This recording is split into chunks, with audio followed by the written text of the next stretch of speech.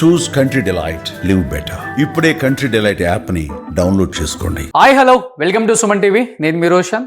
నిజంగా ప్రపంచం మొత్తం కూడా చాలా దిగ్భ్రాంతికి లోనైందని చెప్పుకోవచ్చు. ఎందుకంటే దాంట్లో ఇండియన్స్ మాత్రమే కాదు, అండ్ అక్కడ దేశానికి సంబంధించిన వాళ్ళు కూడా ప్యాసింజర్స్ దాంట్లో ట్రావెల్ చేస్తున్నారు. 242 మందిలో ఒకే ఒక్కడు మృత్యుంజయుడని చెప్పుకోవచ్చు. నిజంగా దేవుడు అంటే నౌకలో ఉన్నాయి భూమి మీద అతను చెప్పాడు, ఆల్రెడీ స్టేట్మెంట్ ఇచ్చాడు. ఒక పెద్ద సౌండ్ వచ్చింది, తర్వాత క్రాష్ అయిపోయిందని చెప్పారు. దీని గురించి క్లియర్గా విశ్లేషించడానికి ఏవియేషన్లో దాదాపు 40 సంవత్సరాల ఎక్స్పీరియన్స్ ఉందన్నమాట పల్లూరు వెంకటేశ్వర గారు. ఇప్పుడు ఈ క్రాష్ జరిగింది, ఇంత పెద్ద బ్లాస్ట్. డెఫినెట్గా కొంత టైం అయితే పడుతుంది, కాదని చెప్పము. 2 ఇంజిన్స్ ఫెయిల్ అయినాయి. ప్రజెంట్ అయితే ఇది మనకు వచ్చిన అప్డేట్. బట్ బ్లాక్ బాక్స్ ద్వారా ఫర్దర్ ఇన్ఫర్మేషన్ ఏంటనేది మనకు వస్తుంది కాబట్టి. సో ఇక్కడ ఒక చిన్న డౌట్ సార్, ఎందుకంటే మీరు చూస్తే అర్థమవుతుంది క్లియర్గా ఇక్కడ. So air India 171 tracking history చూస్తే సార్ మనం ఒకసారి, సో ఇది ఎయిర్ ఇండియా మీకు క్లియర్గా అర్థమవుతుంది ఇక్కడ, అహ్మదాబాద్ టు లండన్. సో దీని నావిగేషన్ ఒక్కసారి చూస్తే, ఎందుకంటే ఇక్కడ పాకిస్తాన్ అనేది క్లోజ్ చేసింది అనమాట ఇటు సైడ్ జూన్ 24th వరకు. అందుకని నావిగేషన్ అనేది చేంజ్ అవుతుంది, రూట్ మారుస్తారు డెఫినెట్ గా. సో ఏమన్నా అవకాశం ఉందా సార్ పాకిస్తాన్ హస్తం ఏమైనా ఉండొచ్చు అంటారా ఇక్కడ? ఏమన్నా బయట రేర్ పాసిబిలిటీ అండి. యాక్చువల్గా బయట నుంచి వచ్చి ఒక పేరు ఏదైనా ఉండాలి కదా, ఒక రీజన్. అవును. ఇప్పుడు అయితే నావిగేషన్ ఎట్లా వెళ్తుంది సార్ ఇది ఇట్లా అహ్మదాబాద్ నుంచి యాక్చువల్గా కొంచెం డిఫరెంట్ రూట్స్ ఉంటాయండి. ఇట్లా మనకి యాక్చువల్గా ఏంటంటే మాకు ఎయిర్ ట్రాఫిక్ కంట్రోల్ అనేది డిఫరెంట్ రూట్స్ ఉంటాయి. ఇప్పుడు అది ఎయిర్ స్పేస్ పాకిస్తాన్ క్లోజ్ అయినప్పుడు డిఫరెంట్ రూట్లో సీ గుండా వెళ్ళిపోయి మళ్ళీ ఇరాన్ మీదుగా, ఇరాన్ అయితే మన ఫ్రెండ్లీ కంట్రీ, అట్లా డీవియేషన్కి వెళ్తూ ఉంటాయి అనమాట. ఇట్లా మనం చెప్పలేము. యాక్చువల్గా రూట్ అనేది ఏ ఎయిర్క్రాఫ్ట్ అయినా కానీ పర్టికులర్ రూట్ ఫాలో అవ్వాలి. మనకి ఎట్లాగైతే రోడ్స్ ఎట్లా ఉంటుందో ఎయిర్లో కూడా రూట్ సిస్టమ్ ఉంటుంది. ఆ నావిగేషన్, ఎయిర్క్రాఫ్ట్ నావిగేషన్ ఆ రూట్ అయితే ఫాలో అవుతూ పోతూ ఉంటుంది. ఎయిర్ ట్రాఫిక్ కంట్రోల్ అనేది వాళ్ళు ఆ రూట్లో ఫాలో అవుతున్నారా లేదా అనేది అన్ని అసెస్మెంట్ చేసుకుంటూ, ఏదైనా రూట్ డీవియేషన్ అవ్వాలన్నా కానీ ఎయిర్ ట్రాఫిక్ కంట్రోల్ యొక్క పర్మిషన్ తీసుకొని, left deviation, right deviation, down కానీ అప్ కానీ వాళ్ళ పర్మిషన్ తీసుకోవాలన్నమాట. ఇటువంటి సిచ్యువేషన్ లో కూడా ఏంటంటే కింద నుంచి వెళ్తుంది అంతే కదా. బాంబే కంట్రోలర్ ఇది అహ్మదాబాద్ కంట్రోల్ లోనే ఉంది యాక్చువల్గా ఇది టవర్. ఓకే, ఇది యాక్చువల్గా అయితే ఇక్కడ పాకిస్తాన్ అంతే కదా. కానీ ఏంటంటే ఇప్పుడు అక్కడ పాకిస్తాన్ వచ్చేసి ఏంటంటే మనకు తెలిసిపోతుంది until cities something leather guided ఏమన్నా ఉంటే, కానీ అది రేర్ పాసిబుల్ అది లేదండి నాకు తెలుసు. సో ఇక్కడ మీకు క్లియర్ కనబడుతుంది. So the ban of Indian aircraft flying over Pakistan air space has been extended until 4:59 AM June 24, 2025. Authority clear గా మీకు కనిపిస్తుంది ఇక్కడ statement here. And register operated owned leased or will remain subject to ban to PAS statement set. So దీనివల్ల ఏంటంటే ఏదైనా flights నార్మల్గా అంతకుముందు పాకిస్తాన్తో మనకి రిలేషన్స్ బాగున్నప్పుడు తక్కువ డిస్టెన్స్ ట్రావెల్ చేసేదల్లా ఇట్లా రూట్ డీవియేషన్ వల్ల ఎక్కువ డిస్టెన్స్ ట్రావెల్ చేయాల్సి వస్తుంది, ఎక్కువ ఫ్యూల్ కూడా క్యారీ చేయాల్సి వస్తుంది, తక్కువ వెయిట్ తీసుకోవాల్సి వస్తుంది. ఓకే, అట్లా అంటే రిపర్కషన్స్. అంతేగాని ఇది పాకిస్తాన్ మనకి వెళ్ళిద్ది అన్నట్టుగా నాకు ఇదైతే ఇందులో rare chances. I don't think anything possibility అది డైరెక్ట్ స్పేస్ నుంచి ఏదైనా జరగటానికి. ఇంటర్నల్ ఏం జరిగిందో మనం చెప్పలేము. నేను చెప్పినట్టుగా ఇందాక శాబటేజ్ ఏమైనా జరగడానికి అవకాశం ఉందా? శాబటేజ్ అనేలకే ఈ ఫ్యూల్ కంటామినేషన్ ఆల్సో శాబటేజ్ కింద వస్తుంది. In the history of the aviation ఫీల్డ్లో కూడా 5 to 10% డ్యూ టు శాబటేజ్. అటు హైజాకింగ్ కానీ అటు ఖాళిస్తానీస్ ఒక ఎయిర్ ఇండియా ఎయిర్క్రాఫ్ట్ని కూడా తీసుకెళ్ళటం జరిగింది. అట్లా ఏంటంటే అటువంటి జరగడానికి అవకాశం ఉంది. కాబట్టి ఇది ఎట్లా జరిగింది అనేది ఖచ్చితంగా ఏదో ఒక రిపోర్ట్లో కూడా నేను US రిపోర్ట్లో ఒక ముందుగా ఇట్లా జరిగిద్ది, ఇదే జరిగిద్ది అని చెప్పలేదు, కానీ ఏదో సంథింగ్ జరగబోతుంది అనేది ఒక న్యూస్ అయితే ఉంది.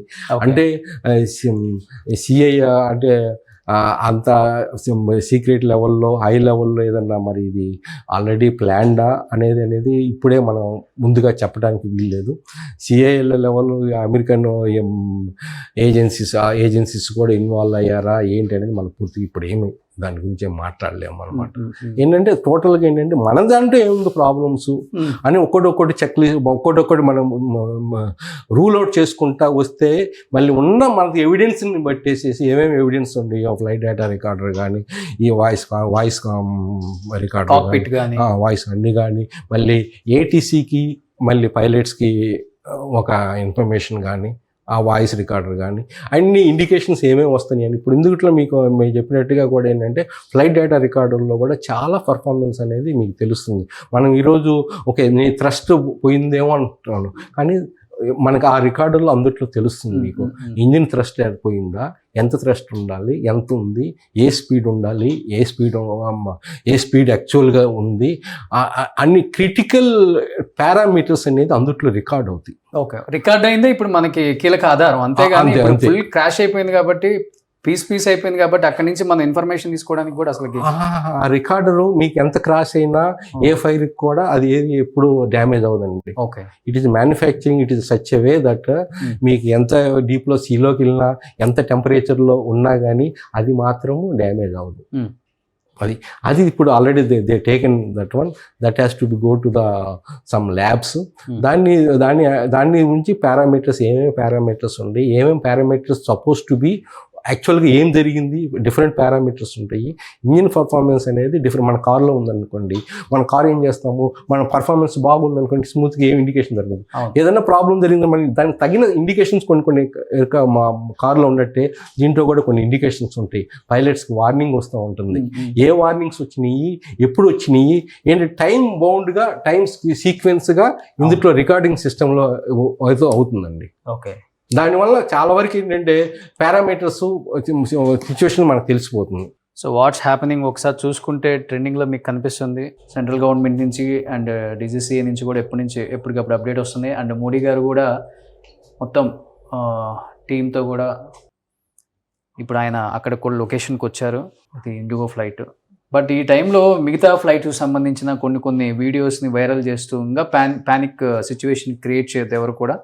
మనకు ఏదైతే జరిగిందో ఎయిర్ ఇండియా క్రాఫ్ట్కి సంబంధించి, ఎందుకంటే సార్ టెక్నికల్ ఇష్యూ అనేది కామన్గా అన్ని ఫ్లైట్స్ జరుగుతూనే ఉంటుంది. ఎమర్జెన్సీ ల్యాండింగ్ కూడా మనం చూస్తూ ఉంటాం. ఇప్పుడు దీనికి కూడా చెప్తున్నారు.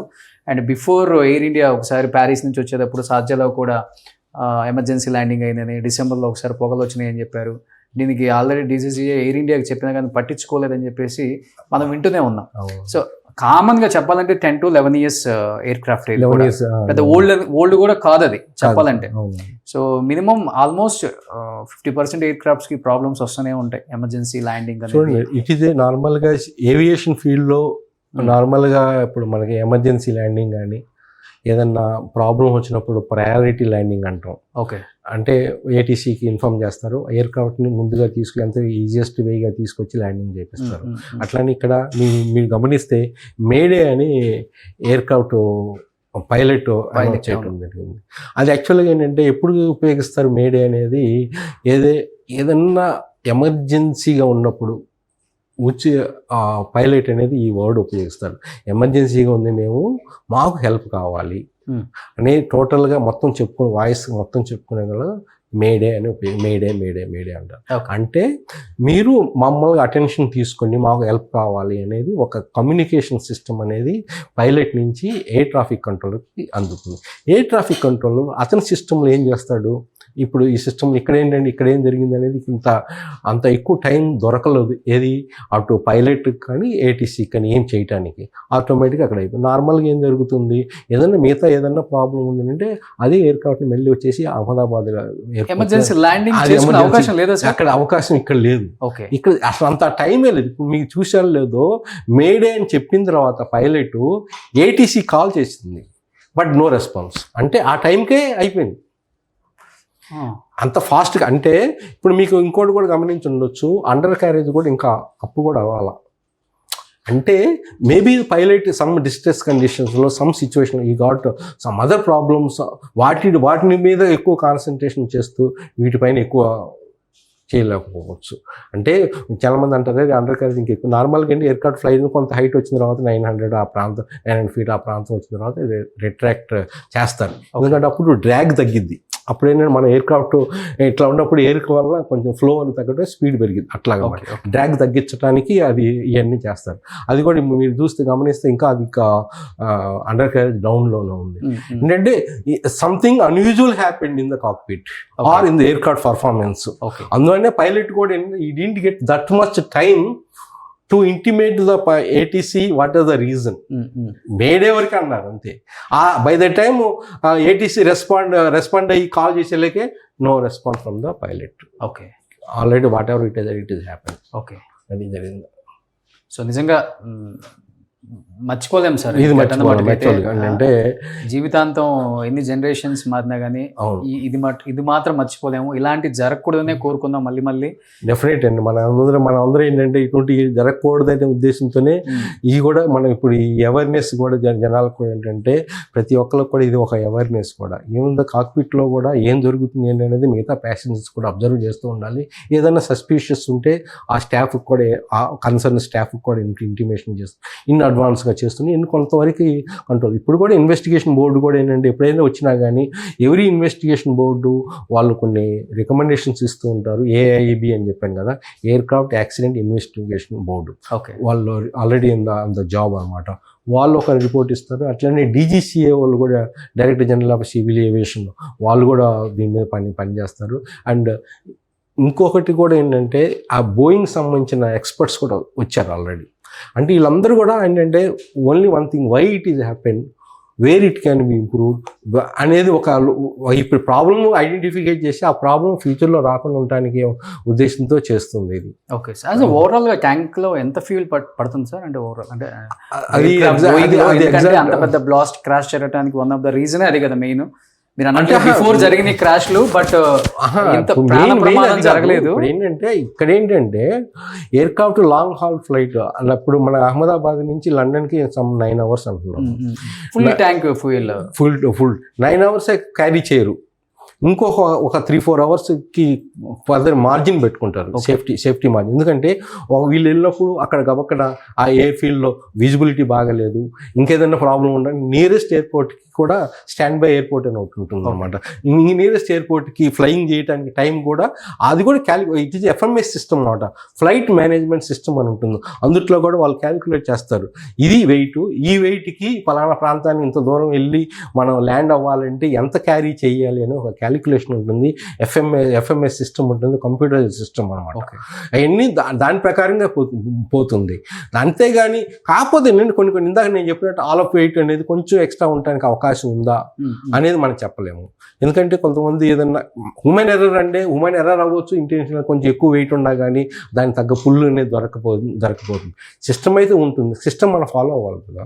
ఎఫ్ఎంఎస్ అనేది ఫుల్ మీకు అన్ని ఈ రోజుల్లో అంతా కంప్యూటర్. ఇట్ ఇది latest air craft 787 dream liner, అవును, లేటెస్ట్ టెక్నాలజీ ఉంది. అన్ని ఎయిర్ క్రాఫ్ట్ అన్ని calculation computer system, FMS system ఉంది, ఫ్లై బై వైర్ ఉంటుంది, ఇందులో కూడా ఆటో పైలట్ సిస్టమ్ ఇవన్నీ ఉంటుంది అన్నమాట.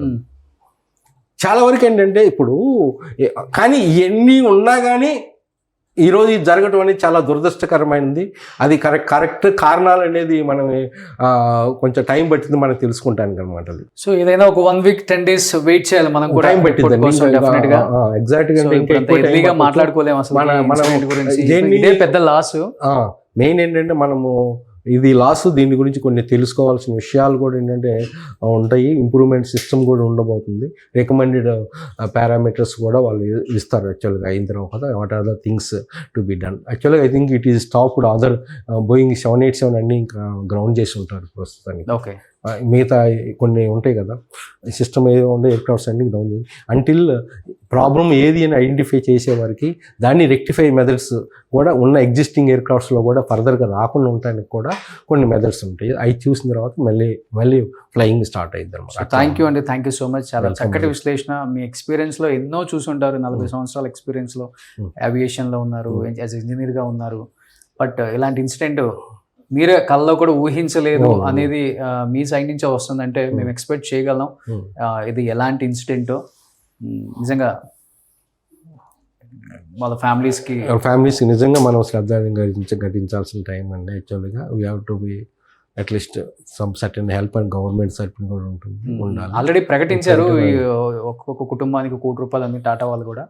బట్ ఇచ్చినప్పటికీ లాస్ లైఫ్ అనేది మనం తీసుకురాలేము కదండి. ఇదేంటి only compensation which government can do it. అది హ్యూజ్ లాస్ మన ఫ్యామిలీస్ ఎన్నో aspiration తో ఎన్నో రకాల యంగ్ పీపుల్ ఉంటారు, డాక్టర్స్ ఉన్నారు, ఎన్నో డిఫరెంట్ కంట్రీస్ చిన్న పిల్లలు, ఓల్డ్ పీపుల్, ఇన్ని డిఫరెంట్ కేటగిరీ ఆఫ్ పీపుల్. అందుకని ఏంటంటే ఇది ఏవియేషన్లో ఫీల్డ్ కూడా ఏంటంటే ఇక్కడ ఏదన్నా గ్రౌండ్లో ఏదైనా జరిగితే హెల్ప్ చేయడానికి, కారు ఏదైనా హెల్ప్ చేయడానికి, ఏమి గాలిలో అటువంటి హెల్ప్ అనేది జరగదు కదా. It is self contain system అనమాట. అందుకని 100% ప్రూఫ్తో మెటిక్యులస్లీ డిజైన్ చేసినవి. ఇటువంటి ప్రాబ్లమ్స్ ఏదైనా వస్తున్నా కానీ సరి చేసుకుంటా ఒక మెథడ్ అనేది మనం అడాప్ట్ చేసుకుంటే సరిపోతుంది. చూద్దాం సార్, ఇంకా కంప్లీట్ అప్డేట్ వచ్చిన తర్వాత క్లియర్గా ఒకసారి విశ్లేషణ మనం ఒకసారి ఇంకొక డిబేట్లో మళ్ళీ కలుద్దాం. Thank you so much. Thank you అండి. Thank you viewers. సుమన్ టీవీలో మీ పర్సనల్ అండ్ బిజినెస్ ప్రమోషన్స్ కోసం కింది నెంబర్కి కాంటాక్ట్ చేయండి.